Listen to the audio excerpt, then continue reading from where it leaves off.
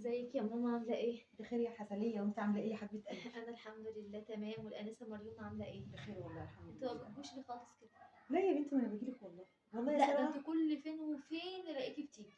بصي يا سارة، انا عاملة حساب ان انت يا دوبك تيجي من شغلك، العيال مش عارف ايه، ومش عايزة ازهقك برضه. زهقيني على شغلي ده.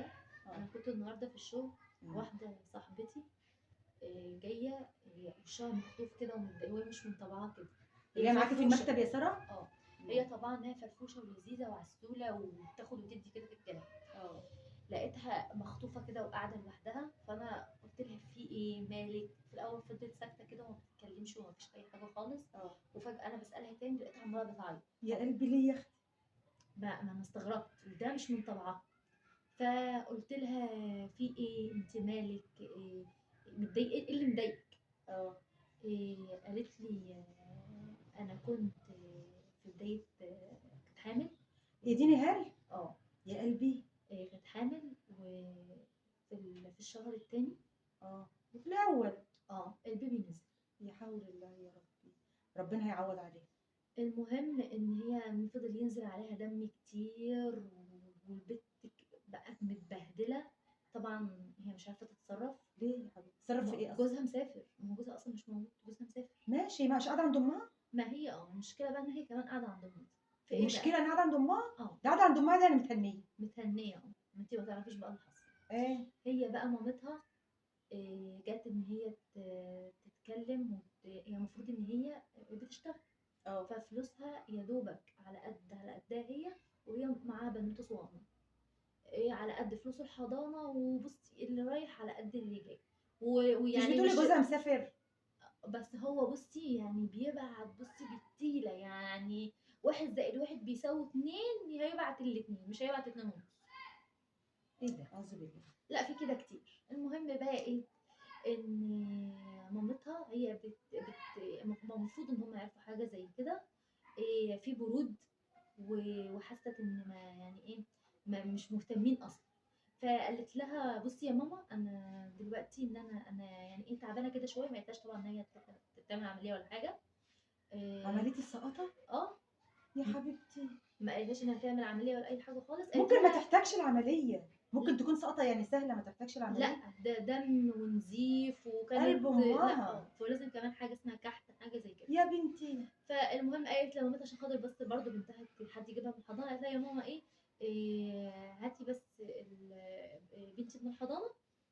عشان انا هتاخر شويه، ما قالتهاش اي حاجه خالص. بس غلطانة يا سارة، مش حد يبقى معاها هناك؟ ما هي هم عارفين انها تعبانه، وعارفين ان هي ما هياش قادره، وعارفين ان هي مش فكره ان هي مش معرفه. عارفين ان هي وضعها باين، يعني هي وضعها باين وفي برود. وهي انسانه يعني عفيفه جدا. هي مش حاسة ان هم مهتمين بيها؟ لا مأهملينها جدا اصلا. فالمهم هي راحت وراحت هناك وعملت راحت عند الدكتور وكده. المشكله ان هي اساسا يعني معهاش فلوس. فراحت قالت للدكتور انا تعبانه ومانيش عارفه وكده. انا يعني عايزه مسكنات او عايزه اي حاجه خالص. يعني تظبط انا مش حامل ان انا اعمل عمليه، او لو في حاجه تانية مصاريف تنفع. العملية كتير عليه.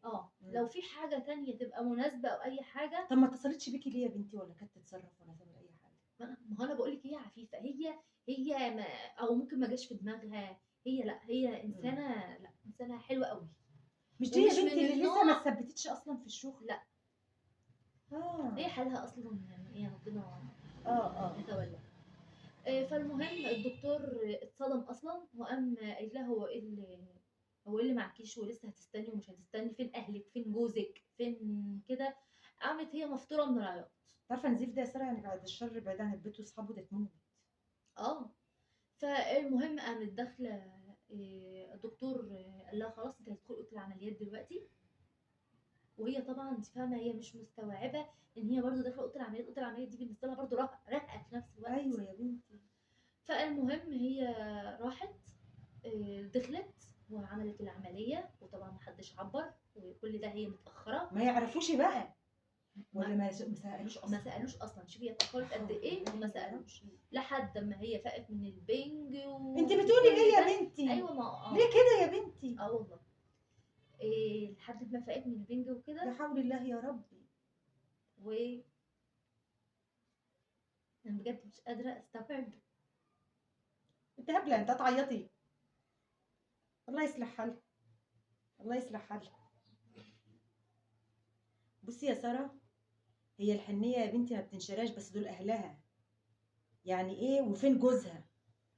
وهي اصلا سافر وسابها ليه؟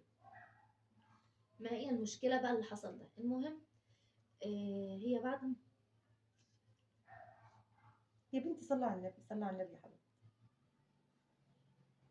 صلى على النبي، صلى على النبي. بس بيني وبينك يا ساره، يبقى البنت ديت ما تزعليش مني، يبقى هي انسانه مش كويسه. لما يكونوا اهلها كارهينها كده، لا يبقى فيها هي اللي فيها حاجه. اصل هي